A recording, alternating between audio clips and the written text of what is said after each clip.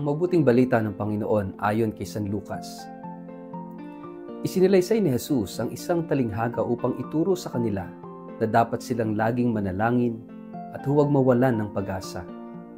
Sinabi niya, sa isang lungsod ay may isang hukom na walang takot sa Diyos at walang iginagalang na tao.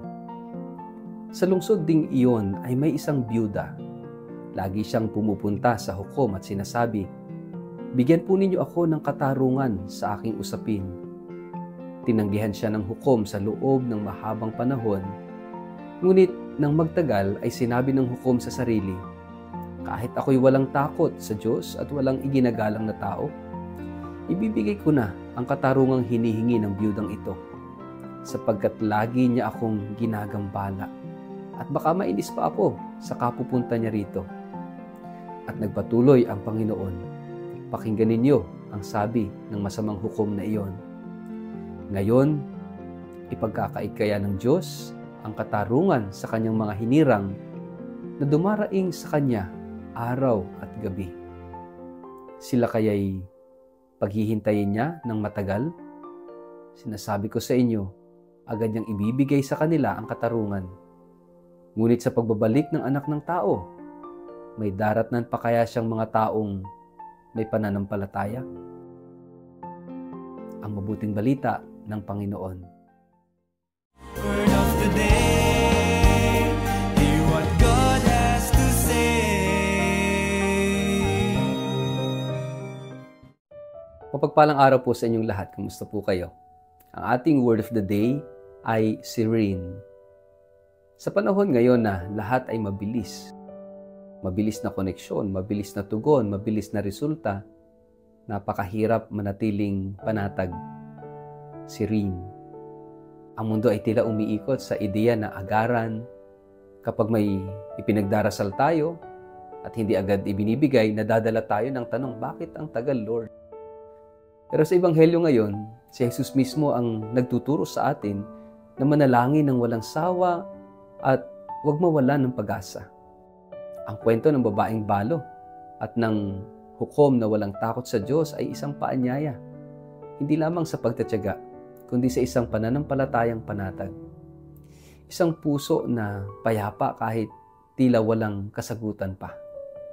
Ang balo sa kwento ay simbolo ng isang taong walang kapangyarihan, walang koneksyon, walang yaman, pero mayroon siyang isang sandata, ang kanyang hindi natitinag na paninindigan. Araw-araw siyang nagpupunta sa hukom, paulit-ulit, hindi bumibitaw. At kahit ang hukom ay hindi makatarungan, napilit siya ng tiyaga ng babae.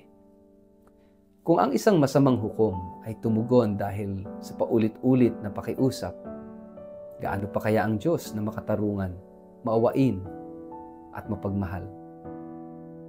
Ngunit, hindi lamang ito tungkol sa pagtsatsaga sa panalangin, ito tungkol din sa pagiging panatag sa kalooban ng Diyos. Minsan kasi nagdarasal tayo na parang kinukumbinsi natin ang Diyos. Gusto nating baguhin ang isip niya. Pero sa totoo lang, ang panalangin ay hindi para baguhin ang Diyos.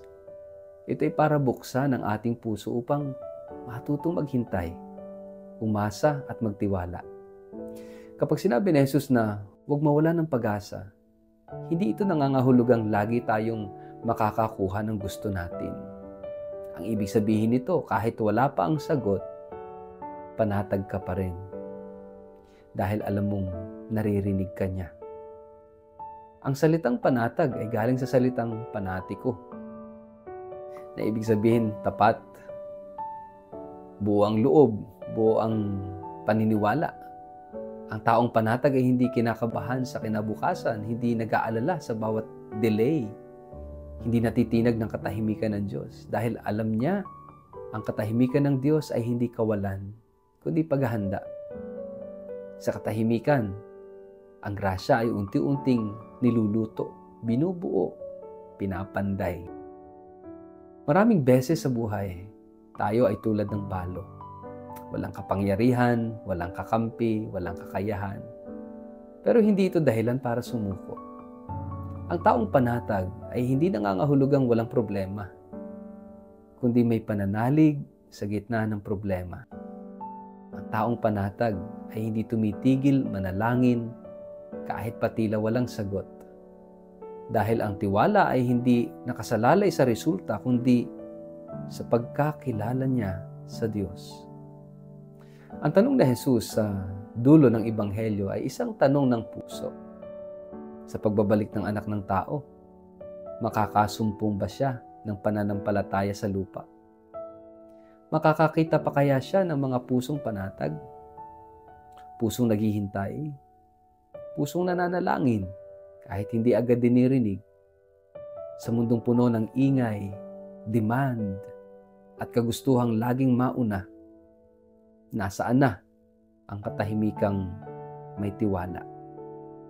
Ngayong araw, paanyaya ito sa atin na muling balikan ang ating panalangin. Hindi lang bilang listahan ng kahilingan, kundi bilang lugar ng pagtitiwala. Ang panalangin ay hindi lang para sa sagot, kundi para sa relasyon.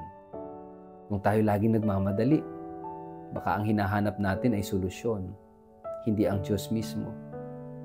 Pero kung tayo panatag, kahit hindi pa dumarating ang sagot, panalo na tayo dahil ang Diyos ay naroroon na. Kapag hindi agad sinasagot ng Diyos ang panalangin natin, natitigil ba tayo? O nagiging panatag ba tayo na maghintay, magtiwala, at magdasal pa rin? Sa ngalan ng Ama at ng Anak at ng Espiritu Santo, Amen. Panginoon, sa gitna ng paghihintay, turuan mo kaming maging panatag. Kapag tila tahimik ka, bigyan mo kami ng tapang na maghintay. Kapag tila hindi mo sinasagot ang aming panalangin, palalimin mo ang tiwala namin sa iyo. Nais naming hindi lang sagot, kundi ikaw mismo ang hanapin namin. Amen. Pagpalaan po kahit ingatan ng makapangyarihang Diyos, Ama, Anak at Espiritu Santo. Amen.